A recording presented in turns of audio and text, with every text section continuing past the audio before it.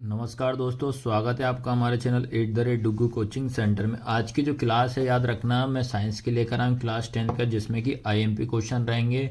जिसमें कि आपको मैं सही विकल्प मतलब objective, fill in the blanks, one word किस चैप्टर से आपको पढ़ना है, ताकि आपका आराम से पेपर निकल जाए। ठीक है, आपको याद रखना है और ये रिवाइज भी कर लेना, याद रखना। ठीक है, कि कौन सा क्वेश्चन छूटा है, कौन सा नहीं छूटा है। ठीक है, इससे आपका पेपर में ये सिलेक्टेड क्वेश्चन लेकर आऊँगी मैं, आपको याद रखना। तो स्टार्ट करते हैं। तो सबसे पहले याद रखना, आपको ये बता रहा हूँ कि जो है सबसे पहला जो रासायनिक अभिक्रिया एवं समीकरण चैप्टर आपका पहला है, केमिकल रिएक्शन एंड इक्वेशन। ठीक है, जिसमें कि आपका पहला क्वेश्चन क्या है, लोहे की वस्तुओं को हम पेंट क्यों करते हैं। याद रखना, ये क्वेश्चन लिखा है, लोहे की वस्तुओं को हम पेंट क्यों करते हैं। Why do we the paint in iron object. फिर उसके बाद विकृत गंधिता को परिभाषित कीजिए। ये आप ढूंढ लेना, क्योंकि यार ये मेरे क्या ऑफलाइन भी बेच रहता है और ऑनलाइन भी इसलिए टाइम नहीं मिला, तो आपके पेपर को देखते हुए, कल के पेपर को देखते हुए मैंने ये जल्दी जल्दी लिखे हुए हैं, याद रखना। ठीक है, ताकि आपका पेपर निकल जाए। अगर तैयारी हो गई हो तो आप इसमें एक बार चेक कर सकते हो, कोई क्वेश्चन आपका छूटा तो नहीं है। ठीक है, फिर उसके बाद थर्ड क्वेश्चन याद रखना। थर्ड क्या है, संचारण से सुरक्षा के दो तरीके बताना। एक तो क्वेश्चन है याद है, संचारण क्या होता है, एक क्वेश्चन ये पूछ लेता है, इसके दो तरीके आपको बताना है। ठीक है, उसके बाद आता है फोर्थ वाला, संयोजन और वियोजन क्या होता है। ठीक है, संयोजन और वियोजन, कॉम्बिनेशन एंड डिकम्पोजिशन क्या होता है। उसके बाद उपचयन और अपचयन अभिक्रिया क्या होती है। इनके बेटा आपको एग्जाम्पल कंपलसरी रहेंगे, आपको इनके उदाहरण लिखना ही पड़ेगा, याद रखना। ठीक है, उपचयन और अपचयन कैसे कहते हैं, उदाहरण से ही समझाइए। उसके बाद ऊष्मा छेपी और ऊष्मा शोषी में क्या अंतर होता है या क्या अभिक्रिया होती है, ये उदाहरण देके समझाइए। एंडोथर्मिक और एक्सोथर्मिक क्या होता है। उसके बाद विस्थापन और द्विविस्थापन क्या होता है। डिस्प्लेसमेंट एंड डबल डिस्प्लेसमेंट क्या होता है। ये पहले चैप्टर में आपको ये 7 क्वेश्चन आएंगे पढ़ना है। उसके बाद याद रखना आ रहा है सेकंड चैप्टर, याद रखना। सेकंड चैप्टर में आपको मैं मात्र 4 क्वेश्चन बता रहा हूँ, और ये 4 क्वेश्चन याद रखना कितने नंबर के आएंगे, 4 नंबर के आएंगे। याद रखना कितने नंबर के आएंगे, 4 नंबर के आएंगे। तो इन चारों क्वेश्चन में से एक क्वेश्चन अच्छे से कर लेना, याद रखना। चारों ही पढ़ लेना, 4 में से एक क्वेश्चन आएगा। अब किस तरीके से आएगा बता दे रहा हूँ।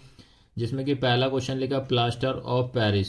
ठीक है, प्लास्टर ऑफ पेरिस, और ये चैप्टर का नाम है क्या, अम्ल क्षारक लवण, एसिड बेस एंड सॉल्ट। ठीक है, पहला क्वेश्चन इसमें आ रहा प्लास्टर ऑफ पेरिस क्या होता है। इसका आपको क्या करना पड़ेगा, रासायनिक नाम पढ़ना पड़ेगा, रासायनिक सूत्र पढ़ना पड़ेगा, समीकरण पढ़ना पड़ेगा और उपयोग पढ़ना पड़ेगा। ये टॉपिक आपको पढ़ने पड़ेंगे, याद रखना सैम।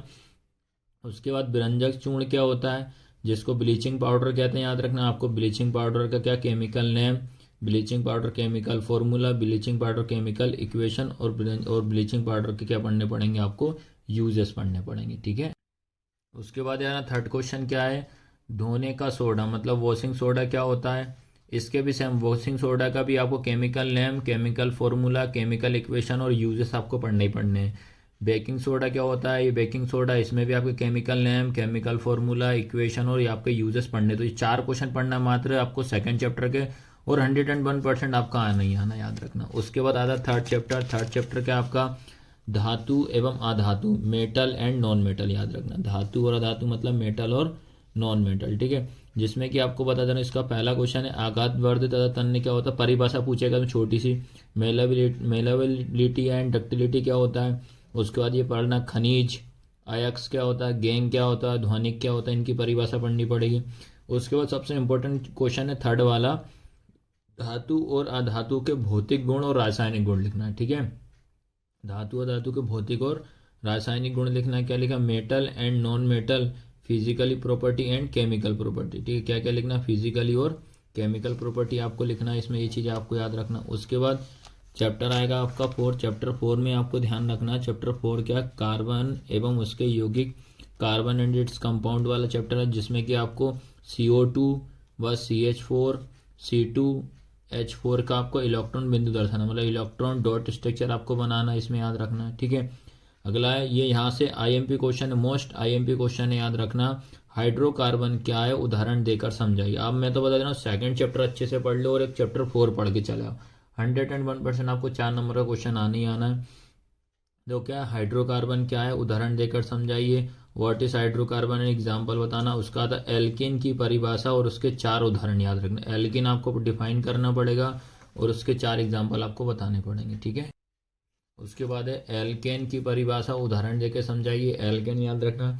उसके बाद आता है एल्काइन की परिभाषा उदाहरण देकर समझाइए। एल्केन, एल्किन, एल्काइन, ये 4 टॉपिक इसमें 3 दिए, अच्छे से पढ़ लेना। हाइड्रोकार्बन मिला के 4 टॉपिक ये आते ही आते हैं, ठीक है। उसके बाद चैप्टर आपका आता है 5। चैप्टर 5 क्या है? Life process. इसमें याद रखना आपको अंतर और डायग्राम। क्या क्या बता रहा हूँ मैं? अंतर यानी कि आपको चित्र प्लस अंतर अच्छे से करने पड़ेंगे, ठीक है। तो पहला कौन सा? ऑक्सीशोषण और अनऑक्सीशोषण क्या होता है, ठीक है। ऑक्सीशोषण और अनऑक्सीशोषण क्या होता है, ये पहला क्वेश्चन है। उसके बाद लसिका और रक्त में क्या अंतर होता है। उसके बाद जाइलम और फ्लोएम में क्या अंतर होता है। उसके बाद धमनी और सीरा में क्या अंतर होता है। उसके बाद मनुष्य के हृदय, ह्यूमन आर्ट्स क्या होता है, इसकी डेफिनेशन का परिभाषा समझाना है। उसके बाद मनुष्य के उत्सर्जन, ह्यूमन एमिशन क्या होता है, उत्सर्जन तंत्र वाला डायग्राम। उसके बाद नेफ्रॉन की संरचना, स्ट्रक्चर ऑफ नेफ्रॉन याद रखना। मनुष्य के पाचन तंत्र याद रखना। क्वेश्चन नंबर 5 जो रहेगा ये आपके चित्र, ये भी आपका क्या है? चित्र। ये भी आपका चित्र मतलब डायग्राम। तो ये डायग्राम और अंतर में सबसे सिंपल तरीका आपको बता रहे हैं। चैप्टर आपको 5 अच्छे से पढ़ लेना, ठीक है। देखो पहले सेकंड अच्छे से पढ़ लेना, उसके बाद आपको 4 अच्छे से पढ़ लेना, 5 अच्छे से पढ़ना, आराम से तुम्हारा एग्जाम निकल जाएगा। इसके बाद चैप्टर आपका 6 है। चैप्टर 6 का नियंत्रण एवं समन्वय, कंट्रोल एंड कोऑर्डिनेट। इसमें आपको प्रतिवर्ती क्रिया क्या होती है इस चित्र द्वारा समझाना। रिफ्लेक्स एक्शन प्लस पिक्चर हो जाएगी। तंत्रिका कोशिका क्या होती है, नर्व, ठीक है। नर्वस सेल क्या होता है। मनुष्य के मस्तिष्क के कार्य याद रखना, ये क्वेश्चन भी इंपॉर्टेंट है। मनुष्य के मस्तिष्क के कार्य, ठीक है। इसके बाद थर्ड क्या, मनुष्य के मस्तिष्क के कार्य और उसका चित्र बनाना, ठीक है। फंक्शन ऑफ ह्यूमन ब्रेन और उसके डायग्राम। चैप्टर 8 आता अनुवांशिकता, जिसमें पहला क्वेश्चन है अनुवांशिकता को परिभाषित कीजिए, डिफाइन हेरेडिटी क्या होता है। अगला है मेंटल को अपने प्रयोग में सफलता मिलने के 4 कारण लिखिए, ठीक है, ये पढ़ना है आपको। उसके बाद अगला क्वेश्चन है आपका मेंटल के प्रभाविता के नियम लिखिए, ठीक है, ये आपको नीचे इंग्लिश में लिखे हुए। उसके बाद क्वेश्चन 4 क्या है, मेंटल के अनुवांशिकता के नियम लिखना है। उसके बाद आएगा 5 वाला क्वेश्चन क्या है आपका, मनुष्य में लिंग निर्धारण की प्रक्रिया का सचित्र वर्णन करना, आपको याद रखना, ये लिखा है। उसके बाद ये लाइट वाला चैप्टर आता है, ये भी इंपॉर्टेंट चैप्टर है लाइट वाला। इसमें पहला क्वेश्चन क्या है, परावर्तन की परिभाषा, नियम और चित्र लिखना है। उसका सेकंड है अपवर्तन की परिभाषा, नियम और चित्र लिखना है। उसके बाद वास्तविक एवं आभासी प्रतिबिंब, रियल एंड वर्चुअल क्या होता है। फिर अगला आता है अवतल व उत्तल लेंस के उपयोग अच्छे से पढ़ के चलाना, ये आपको ध्यान रखना है, ठीक है। अवतल और उत्तल लेंस के आपको उपयोग अच्छे से पढ़ना है, ठीक है। उसके बाद क्वेश्चन नंबर 5 क्या है, एक गोलीय दर्पण की वक्रता त्रिज्या 20 सेंटीमीटर है, इसकी फोकस दूरी क्या होगी, ठीक है। एक गोलीय दर्पण है जिसकी वक्रता त्रिज्या कितनी, 20 सेंटीमीटर, आपको इसकी फोकस दूरी आपसे पूछ रहा है, ठीक है। इसमें एक 2 मार्क्स का ऑब्जेक्ट क्वेश्चन भी आते हैं। इसके बाद क्वेश्चन नंबर 6 का है 2 मीटर फोकस दूरी वाले अवतल लेंस की क्षमता ज्ञात करना, आपको लिखना find the power of concave lens with focal length 2 metre लिखा है। उसका चैप्टर 10 क्या है, मानव नेत्र तथा रंग बिरंगा संसार क्या है, पूरक वर्ण क्या होता है। उसके बाद वर्ण विक्षेपण किसे कहते हैं। उसके बाद सूक्ष्मदर्शी किसे कहते हैं, याद रखना। लेंस के उपयोग लिखना आपको, उसके बाद याद रखना क्या लिखना, लेंस के उपयोग। उसके बाद प्रिज्म से रिलेटेड एक क्वेश्चन आपका आना ही आना है कल के पेपर में।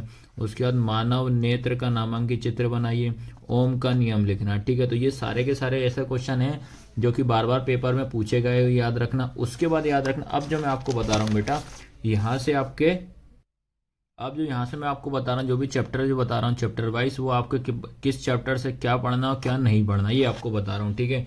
तो याद रखना पहला चैप्टर है रासायनिक अभिक्रिया एवं समीकरण। तो इसमें याद रखना चैप्टर पहला chemical reaction and equation. Chapter पहले में आपको सही विकल्प अच्छे से पढ़ना है, और ये परीक्षा बोर्ड से आप पढ़ लेना, आराम से आ जाएगा, ठीक है। सही विकल्प पढ़ना है, रिक्त स्थान पढ़ना है, और एक शब्द में उत्तर पढ़ना है, ठीक है। उसके बाद चैप्टर आपका 2 आएगा। चैप्टर 2 में अम्ल, क्षारक, लवण, एसिड, बेस एंड सॉल्ट, ठीक है, जिसमें आपको रिक्त स्थान और सही जोड़ी पढ़नी, याद रखना क्या पढ़ना, रिक्त स्थान और सही जोड़ी, यानी कि फिल इन द ब्लैंक्स याद रखना, और मैच द कॉलम रहेगी, ठीक है। उसके बाद चैप्टर 3 में क्या आता है, धातु और धातु, मतलब chapter 3 metal and non metal, इसमें आपको ऑब्जेक्टिव पढ़ना है, और रिक्त स्थान मतलब आपको फिल इन द ब्लैंक्स पढ़ना है, ठीक है। उसके बाद चैप्टर 5 जे प्रक्रम में लाइव प्रोसेस चैप्टर का नाम, इसमें आपको सही विकल्प पढ़ना, और 101% आपका सही विकल्प इसमें आना ही आना है, ठीक है। उसके बाद चैप्टर 6 कंट्रोल एंड कोऑर्डिनेट में नियंत्रण एवं समन्वय में याद रखना, आपको रिक्त स्थान पढ़ना है। सही जोड़ी पढ़ना और एक शब्द में उत्तर, मतलब fill in the blanks, match the column और वन वर्ड आपको अच्छे से तैयार कर लेना चैप्टर 6। इसके बाद याद रखना आपका अगला अगला है जीव जनन कैसे करते हैं, याद रखना, ठीक है। तो इसमें आपको इसके बाद चैप्टर 13 है हमारा पर्यावरण, अवर एनवायरनमेंट। इसमें सही विकल्प, रिक्त स्थान, एक शब्द पढ़ना है। फिर इसको प्रश्न उत्तर, और याद रखना अवर एनवायरनमेंट मान एक तो ऑब्जेक्टिव वगैरह तो आ रहा है, साथ में कुछ क्वेश्चन भी आपको मैं बता दे रहा हूँ, एक बार इनको जरूर पढ़ के चले आना। याद रखना क्या है, ग्रीन हाउस क्या होता है, ग्लोबल वार्मिंग क्या होता है, पारिस्थितिक क्या होता है, परितंत्र क्या होता है, सर्वाहारी क्या होता है, ओजोन परत क्या होता है, पोषी स्तर क्या होता है, उत्पादक क्या होता है, उपभोक्ता होता है। ऐसे क्वेश्चन है जो क्वेश्चन आपके बार बार पूछे गए 2 मार्क्स में, याद रखना। तो याद रखना आपके एग्जाम को देखते हुए इस तरीके से हमने वीडियो बनाई है, याद रखना। तो राइटिंग वगैरह थोड़ा आप एडजस्ट कर लेना यार बेटा, देखो बहुत स्पीड से बनाया हुआ पेपर है क्योंकि एग्जाम के तो टाइम मिला नहीं, क्योंकि ऑफलाइन में और ऑनलाइन दोनों क्लासेस चलती हैं हम लोगों की, ठीक है। तो वीडियो कैसी लगी, लाइक शेयर सब्सक्राइब जरूर करना, हम आपके लिए इतनी मेहनत कर रहा था, आपको भी हमारा सपोर्ट बनाए रखना और चैनल को सब्सक्राइब जरूर करवाना है, ठीक है। धन्यवाद।